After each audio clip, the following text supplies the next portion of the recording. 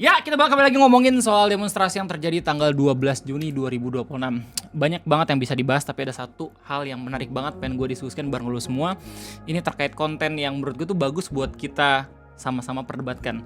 Bukan konten gue tentunya, karena konten gue ampas dan gue percaya akan hal itu. Tapi konten yang baru aja dibikin sama Om Bigmo yang dia melakukan live streaming di tanggal 12 Juni 2026. Nanya ke beberapa orang-orang yang hadir ya untuk melakukan aksi demonstrasi, dan mind blow-nya ada beberapa tanggapan dari anak-anak yang datang di live streaming Bigmo bilang kalau misalkan mereka mendukung MBG. Dan lu kagak bisa mengelak fakta dari hal ini. Apa? Oh, boleh. Tapi kalian mesti kasih tahu dulu apa yang kalian perjuangin nih di demo hari ini. Oh, saya pengen nonton dong, Bang. Perjuanginnya pengen nonton doang. Plus, Ya, MBG nggak dihapus, Bang. Oh, let's go. MBG ya? Oh, ini MBG tidak dihapus katanya. Terus akhirnya mereka minta foto ya. Nah, yang lebih menariknya lagi adalah Bigmo itu kemudian coba nanya ke kakak-kakak yang ikutan aksi demonstrasi di tanggal 12 Juni kemarin. Dan jawabannya mungkin kagak yang terlalu menarik ya didengar sama orang-orang apalagi yang nonton di sini. Hari ini, Bang. Tentang MBG juga. Kita menolak MBG, guys. MBG di saat krisis. jadi kalau misalnya Pak Prabowo lagi nonton ini apa yang pengen lo sampaikan? Pak Prabowo, please dengar kita. Kalian pengen MBG diberhentikan terus tapi anak-anak kecil ini bilang mereka sangat menikmati MBG, itu gimana?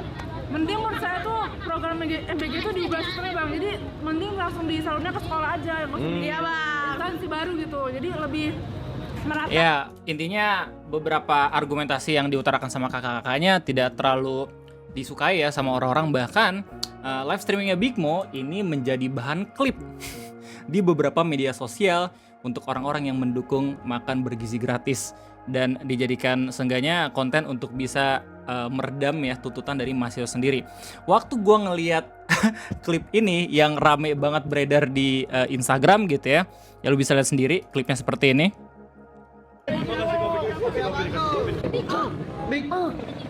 Kita mesti cari apa?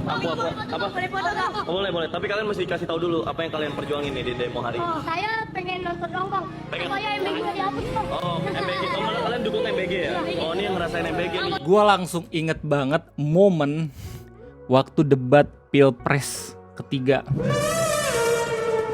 Kita bakal bahas sama-sama ya fenomena ini. Jadi selamat datang di Ngobrolin Persoalan Indonesia bersama gue, your favorite Uncle Omre. Ya, inilah kekuatan dari empati menurut gue. Ya, dimana lo tidak bisa ingat gitu ya apa bigger picture-nya, konteks besarnya ketika ngomongin soal MBG. Ya, terus abis itu dibentrokan dengan yang namanya empati. Waktu debat Pilpres ketiga, buat lu semua yang lupa gitu, itu momen dimana temanya militerisme. Dan gue itu prediksi ya, Pak Prabowo sangat amat menguasai ya tema tersebut. Cuman waktu gue nonton ya debat kemarin itu mind blowing banget. Justru yang lebih menguasai itu terlihatnya Pak Ganjar dan juga Pak Anies. Ya, Pak Anies itu ngomentarin kinerjanya Pak Prabowo ya, bahkan Pak Ganjar secara spesifik mempertanyakan pengadaan barang waktu zamannya Pak Prabowo. Nah, itu kayak langsung evaluasi dadakan gitu loh kinerjanya Pak Prabowo. Menurut gue seru banget. Ya, jadi kita bisa transparansi di saat yang bersamaan waktu ngeliat debat itu. Nah, gue langsung mikir ya dari jalannya debat, wah ini abis sih menurut gue, suara mungkin bakal beralih dari Pak Prabowo ke Pak Ganjar atau Pak Anies. Tiba-tiba waktu gue cek di media sosial setelah debat Pilpres selesai, orang-orang bukannya fokus ke inti dari perdebatannya, bukannya fokus ke evaluasi dadakannya, tapi mereka justru malahan fokus buat nangisin Pak Prabowo yang susah buat ngejawab. Gue langsung speechless anjir.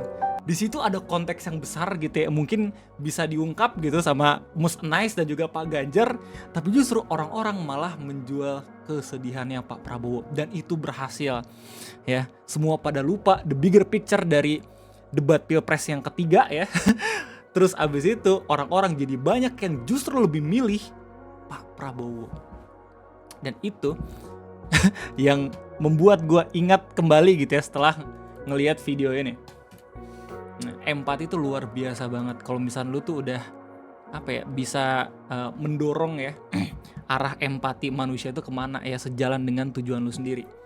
Dan klip-klip yang emang beredar terkait live streaming Bigmo ini merupakan contoh lain dari seberapa besar empati tersebut. Ya. orang-orang lebih fokus ke bagaimana anak-anak ini terbantu, padahal kita semua tahu ya kalau misalkan MBG ada permasalahan yang harus dihadapi. Kita nggak bisa mengelak fakta kalau misalkan MBG di awal bulan Juni diumumkan ada kasus korupsi. Kepala BGN-nya beserta 2 wakilnya itu terjerat kasus korupsi, dan berita terbaru setahu gue ada wakil kepala BGN yang ngabarin ada 50 tokoh ya yang terkait juga ya sama kasus korupsi MBG ini. Meskipun kita masih belum tahu bagaimana klarifikasi dari ke-50 tokoh tersebut ya. Terus belum lagi ada juga kabar katanya total kerugian negara bisa sampai 1 triliun per bulan. Masalah itu real, masalah itu nyata, dan orang-orang ya gedeknya adalah udah teriak-teriak dari awal MBG pengen dibentuk ya. Mereka pada udah wanti-wanti nih, jangan yang langsung di drop banyak banget sekolah gitu. Coba untuk bikin modelnya dulu 5 sekolah, 10 sekolah, 20 sekolah gitu ya. Tapi langsung banyak ya, langsung deploy beberapa mitra sampai pada akhirnya terjadilah kasus korupsi yang seperti itu. Ya, dan gue yakin plus orang-orang pun percaya ya kalau misalkan bocah-bocah ini nggak tahu ada kasus korupsinya ya. Anak-anak ini taunya kalau misalnya mereka tuh sangat amat dibantu sama pemerintah ya, udah dikasih makan, dan menurut gue wajar banget mereka pengen MBG tetap jalan. Yang diminta sama masyarakat itu bagaimana transparansi dari program yang udah menghabiskan banyak banget uang pajak orang-orang. Ya jangan kan transparansi, waktu kita ngomongin soal ada whistleblower soal MBG aja, kalau misalnya ada orang tua yang mengkritik soal MBG aja, itu langsung dirundung entah itu di forum orang tuanya sendiri gitu, atau bahkan anak-anaknya sendiri di sekolah. Kan lu mungkin pernah lihat ya beberapa beritanya gitu, bahkan kalau misalnya ada anak-anak yang ngevideoin menu MBG pun ya, ada kemungkinan besar mereka itu tiba-tiba tidak bisa melakukan itu lagi. Ya nggak sih? The problem is real ya. Dan menurut gua ya bukan saatnya kita menjual empati, karena kita harus melihat bigger picture-nya seperti apa. Apakah lu bisa ngebuat video narasi yang lain seperti video narasi ini? Tentu saja bisa ya. Ada kontranya juga. Lu tinggal pergi aja ke sekolah yang misalkan pernah mengalami keracunan MBG, terus habis itu lu live streaming di sana nanya-nanya gitu apakah MBG pengen dilanjut. Pasti mereka punya potensi bakal bilang kayak enggak lah, nggak mau, mending buat sekolah gratis aja, atau seenggaknya biar biaya buku bisa free gitu loh. Nah habis itu pilih salah satu klipnya gitu ya, terus habis itu tambahin aja gitu kayak ketua yayasan yang joget-joget tuh bisa dapat 6 juta per hari, kan kelar tuh. Counter narasinya sangat amat perfect untuk bisa menyeimbangkan video ini menurut gue. Ya jadi sama-sama ada POV anak-anak juga gitu, yang satu terbantu dan yang satu kagak. Tapi menurut gue udah bukan saatnya buat balap-balapan siapa yang paling banyak empati. The problem is real ya. Orang-orang yang emang pengen memantau bagaimana uang pajak itu bisa dikelola dengan baik gitu, seenggaknya pengen ngelihat bagaimana pengelolaan MBG ini berjalan dengan baik ya. Atau kalau misalkan kagak bisa gitu ya, bisa dialihkan menggunakan program-program yang lain. MBG ini kan gak jauh beda gitu ya sama bantuan sosial, cuma beda ini fokusnya ke anak-anak gitu. Ya kalau misalnya emang pengen tanya ke gue, emang gimana caranya biar bisa ngegantiin MBG? Ya lu coba tanya Pak Jokowi itu Pak SBY lah. Kan ini keberlanjutan gitu kan. Pak SBY sama Pak Jokowi sering muncul juga tuh sama Pak Prabowo. Mungkin kan bisa diajakin diskusi tuh. Dulu kalau misalnya kagak ada MBG, gimana caranya nih biar bisa anak-anak tetap terbantu juga? Kan segampang itu gitu loh coy. Iya gak sih? Yang gue yakini anak-anak itu mau seberapa pun besar ataupun kecilnya, ketika mereka terasa terbantu ya, itu pasti mereka bakal berterima kasih banget sama pihak itu, pihak yang membantu. Dan kita sebagai orang dewasa ya harusnya paham kalau misalnya bantuan itu nggak cuma makan doang, tapi juga ada format-format yang lain. Mungkin ya bantuan dana pendidikan gitu. Oh udah ada Bang Ray, sekolah rakyat. Oh itu bagus banget tuh, gue setuju.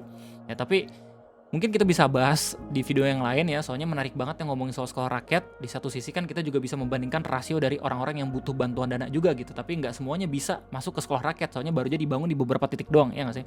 Intinya adalah anak-anak pasti akan ngerasa terbantu meskipun itu program MBG sekalipun. Tinggal bagaimana orang-orang dewasanya itu ngebentuk format dari bantuan tersebut.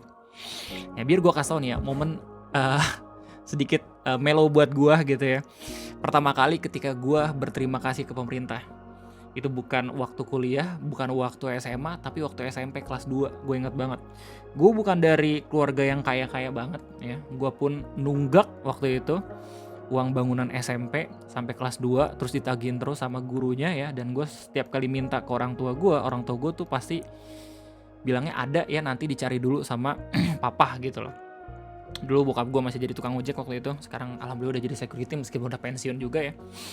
Nah setiap kali ditagih gue ngerasa sedih ya. Secara makan ya tetap aja bisa gitu loh gue loh. Apakah dengan MBG itu masalah gue bisa selesai? Tentu saja tidak, ya gak sih? Ada problem yang real. Namun beberapa hari kemudian tiba-tiba pemerintahan SBY waktu itu ngumumin kalau misalkan sekolah SMP itu gratis. Gak cuman gratis uang bangunan aja, bahkan gratis bulanannya. Itu gue langsung speechless kan. Ya gue pun yang bocil itu speechless waktu itu. Gue langsung buat ngabarin ya ke orang tua gue, bilang ini ada pemerintah nih berita katanya mah sekolah gratis. Sebelum gue ngomong kayak gitu ya, nyokap gue itu emosinya bener-bener relief banget, bener-bener lega banget kalau misalnya akhirnya nggak ada tunggakan pendidikan. Dari situ gue sangat amat merasa terbantu sama pemerintah dan gue gak akan pernah melupakan itu. Momen dimana pemerintahnya PSB itu ngebantuin ya bagaimana keluarga gue bisa survive. Dan gue coba buat cek ke guru, dan guru tersebut itu mengakui kalau misalnya beneran ada bantuan pendidikan. Gokil banget. Dari situ gue kayak paham ya waktu ngeliat video ini kalau misalkan format dalam bantuan ke anak-anak itu nggak cuma makan sebenarnya, tapi bisa pakai cara yang lain ya. Dan kita nggak cuma ngomongin soal sampel anak yang ada di sini, tapi juga ada anak-anak yang lain, bahkan orang-orang lain yang mengumpulkan uangnya via pajak. Mungkin mereka ngerasa kalau misalkan pajaknya itu masih kurang terlalu terarah dengan benar gitu ya, kalau misalnya dalam segi bantuan, makanya pengen lebih bisa transparansi lagi untuk diaudit. Kita tahu ada kasus korupsinya, dan kita semua juga tahu gitu kalau misalkan ada hal-hal yang harusnya perlu dikoreksi. Jadi begitulah kira-kira ya menurut gue terkait adanya narasi video ini. Kasian anjir bocil sama mahasiswinya. Semoga kagak yang langsung dicecer gitu ya, soalnya ini bener-bener lagi panas banget antara aksi mahasiswa dan juga pemutusan MBG ya. Dan gue pun kasihan juga sama mahasiswa-mahasiswi yang udah turun ke jalan tanggal 12 Juni kemarin. Udah mah capek ngabisin waktu, ya ngabisin sumber daya, ngabisin duit, ngabisin tenaga. Mereka harusnya nugas, kuliah gitu, tapi menyorakan perasaan orang ya. Terus waktu balik tiba-tiba dapat counter-counter narasi yang seperti ini, kan sedih gitu loh. Ya gak sih?